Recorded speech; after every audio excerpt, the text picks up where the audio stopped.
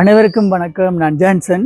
So இன்றைய தினம் என்ன வீடியோவில் நாங்கள் பார்க்க போகிறோம்னு சொன்னால் ஒரு சில முக்கியமான விஷயங்கள் தான் நாங்கள் பார்க்க போகிறோம். அது நிறைய பேருக்கு இந்த காலகட்டத்தில் ஒரு பிரயோசனமான ஒரு காணொலியாக இருக்கக்கூடும். மறக்காம என்னுடைய சேனலுக்கு முதல் முறையாக வாரீங்கன்னு சொன்னால் லைக் பண்ணி சப்ஸ்கிரைப் பண்ணி போட்டு பாருங்கோ. அது ஒரு வகையில் எனக்கு பிரயோசனமாக இருக்கும்னு சொல்லிக்கொண்டு வாங்க போகலாம் வீடியோக்குள்ளே.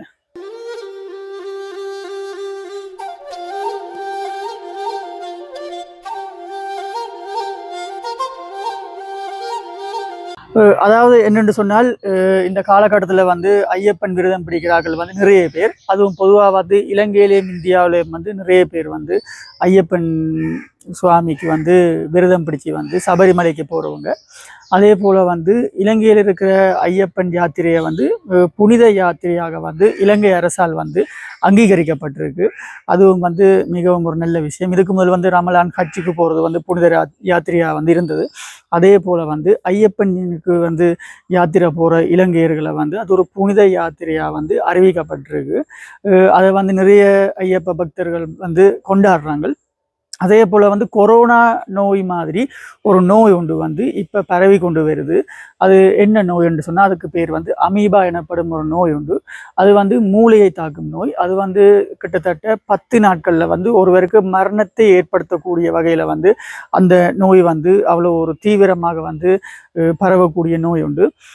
இதனால யாருக்கு இப்போ இந்த காலகட்டத்தில் பொதுவாக என்ன சொல்கிறது எச்சரிக்கை விடுத்துக்கிறாங்கன்னு சொன்னால், அதுவாகவே ஐயப்ப பக்தர்கள் சபரிமலைக்கு யாத்திரையை போகும்போது நிறைய குளங்கள் ஆறுகளை கடந்தான் போகிறவங்க அதுவும் பொதுவாகவே பம்பை ஆறுன்னு சொல்லி கணக்கு ஆறுகள் போகிற வழியிலே இருக்கு. அந்த இடங்களில் இந்த அமீபா எனப்படும் இந்த வைரஸ் பரவக்கூடும் என்று சொல்லி இந்தியாவின் சுகாதார பிரிவும் அதே போல் கேரளாவினுடைய சுகாதார பிரிவும் எச்சரிக்கை விடுத்திருக்கு. மிகவும் கவனமாக நீங்கள் நீராடுங்கள் என்று சொல்லி. இந்த அமீபா எனப்படும் இந்த வைரஸ் பொதுவாகவே தேங்கி உள்ள நீர்த்தேக்கங்கள்லேயும் அதே போல பாசி நிறைய இருக்கிற ஸ்விம்மிங் பூல்கள் இப்போ நிறைய நாள் அப்படி ஒரே இடத்துல இருக்கிற தண்ணிகளில் இந்த அமீபா எனப்படும் வைரஸ் மிகவும் அதிகமாக வளர்ந்து கொண்டிருக்கான். இந்த வைரஸ் எங்களுடைய மூக்கின் வழியாக நாங்கள் அதாவது அந்த நீரில் மூழ்கும் போதோ அல்லது குளிக்கும் போதோ நாங்கள் ஸ்விம்மிங் பண்ண போகும் போதோ அந்த வைரஸ் எங்களோட மூக்கின் மூலமாக போய் மூளையை தாக்குமாம். கிட்டத்தட்ட 10 நாளைக்கு பிறகு எங்களுக்கு நிச்சயமாக மரணத்தை ஏற்படுத்தக்கூடிய ஒரு வைரஸாக இது இருக்குது.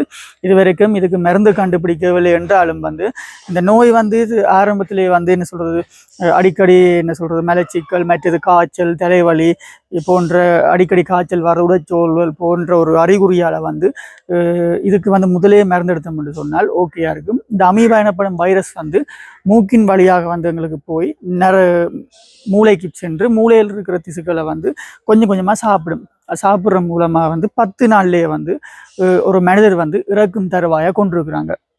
அப்போ அதனால தான் கேரளா சுகாதார பிரிவு இந்த செய்தியை எல்லாருக்குமே விடுத்திருக்கு. அப்போ நிறைய பேருக்கு இந்த வீடியோ உதவும். அதே போல் சுற்றுலா வருபவர்கள் இலங்கைக்கும் சரி வேறு நாடுகளுக்கு சுற்றுலா செல்பவர்களும் சரி பொதுவாக நீங்கள் குளிக்கிற இடங்கள்லையும் சரி நீராடுற இடங்களையும் சரி குளங்களை பார்த்து நிறைய பேர் போய் குளிக்கிறது உண்டு. ஃபேமிலியாக போயிட்டு ஒரு ஃபன் பண்ணுறது உண்டு. அந்த இடங்களில் நீங்கள் மிகவும் கவனமாக இருங்க. ஏனென்று சொன்னால் அங்கே தான் மிகவும் அமீபா எனப்படும் வைரஸ் ரொம்பவே வேகமாக வளர்ந்து கொண்டிருக்கிறதா தகவல் சொல்லி கொண்டிருக்கிறாங்க. இப்படி யாரும் ஐயப்பன் விரதம் பிடிக்கிற சாமிமார்கள் அல்லது உங்கள் உறவினர்கள் இல்லாட்டி உங்களுக்கு தெரிஞ்சாக்கள் இருந்தால் கட்டாயமாக பகிருங்கள். அவர்களுக்கு இது ஒரு பிரயோசனமான காணொலியாக இருக்கும். நீங்களும் முன்னெச்சரியாக இருந்து கொள்ளுங்கள். கண்டபடியே என்ன சொல்கிறது எல்லா இடத்துலையும் குளிக்கிறது, எல்லா இடத்துலையும் போய் நீந்த போகிறது, குளங்களுக்கு போகிறது என்று சொல்லி அதை முடிஞ்சளவு குறைச்சி கொள்ளுங்க.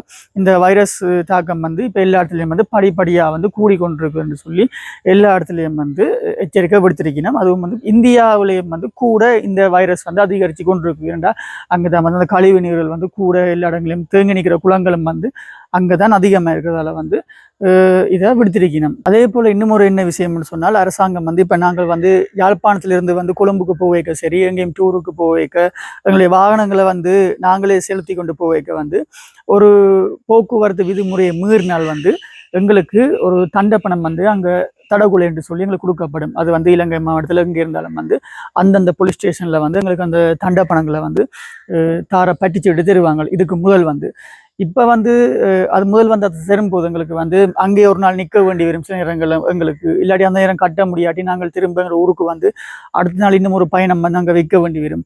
அதுக்கு இல்லாமல் ஒரு முற்றுப்புள்ளியாக வந்து இப்போ கவர்மெண்ட் GOV.lk என்று சொல்லி governmentpay.lk என்று சொல்லி ஒரு இணைய தளத்தில் வந்து, அதாவது GOVpay.lk என்று சொல்லி ஒரு இணையதளத்தில் வந்து எங்களுடைய சாரதி அனுமதி பத்திரங்களில் வர அனைத்து தண்ட பணங்களையும் வந்து அந்த இடத்துல, அதாவது நீங்கள் இப்போ எந்த ஒரு இலங்கையில் எந்த ஒரு மாவட்டம் எந்த ஒரு பிரதேச போலீஸாக இருந்தாலும் சரி, அங்கே எங்களுக்கு ஒரு சாரதி போக்கு விதிமுறைகளை வந்து மீறினால் அங்கங்களுக்கு போடப்படுகிற ஒரு தண்ட பணத்தை வந்து அந்த இடத்துல வந்து செலுத்தக்கூடிய வசதி வாய்ப்புகளை வந்து கொடுத்துருக்குறாங்க. அதாவது GOVpay.lk என்று சொல்லி ஒரு இணையதளத்தின் ஊடாக நீங்கள் சென்று அங்கே வந்து போலீஸ் ஸ்டேஷன் ஒரு கேட்டகரி இருக்கும், அதை கொடுத்தீங்கன்னு சொன்னால், போலீஸ் டிபார்ட்மெண்ட் சொல்லி கேட்டகரி ஒன்று இருக்கும், அதை கொடுத்தீங்கன்னு சொன்னால் அதுக்கு பிறகு வந்து டிராஃபிக் ஃபைன் என்று சொல்லியிருக்கும். அதில் போயிட்டு உங்களுடைய லைசன்ஸுக்கு மேலே வந்து B5 தூங்குற நம்பர் ஒன்று இருக்குது, அந்த நம்பரையும் வந்து நீங்கள் அதில் கொடுத்துட்டு அதுக்கு பிறகு அதில் என்ன கேட்டகரி, அதாவது என்ன வகையில் உங்களுக்கு வந்து தண்ட பணம் அறவிடப்பட்டிருக்குன்னு சொல்லி பின்னுக்கு அந்த ஷீட்டில் வந்து போட்டிருக்கும்.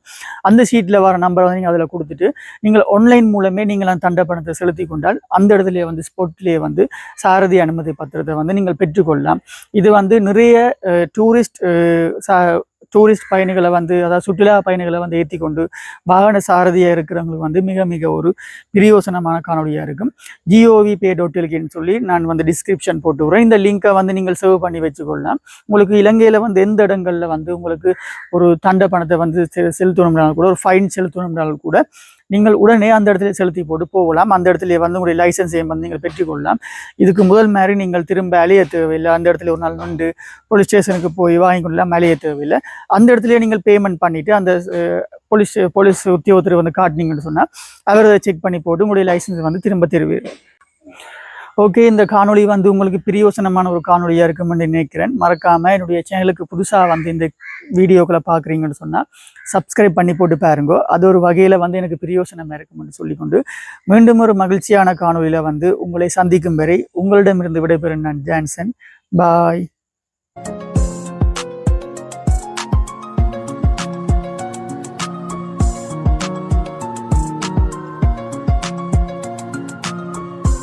வீடு ஒரு டிஃப்ரெண்டா இருக்கு, நல்லா இருக்கு. முடி உதிர்வு, பொடுகு, நரமுடி, முடி ஆரம்பம். நமக்கு 4 பசங்க. 4 பசங்க. எங்க ஊரு காஞ்சிபுரம். சின்ன காஞ்சிபுரம். அப்படி இருக்கு. ஆடிக்கொண்டிருக்கிறேன். குழந்தைகள் மையம்.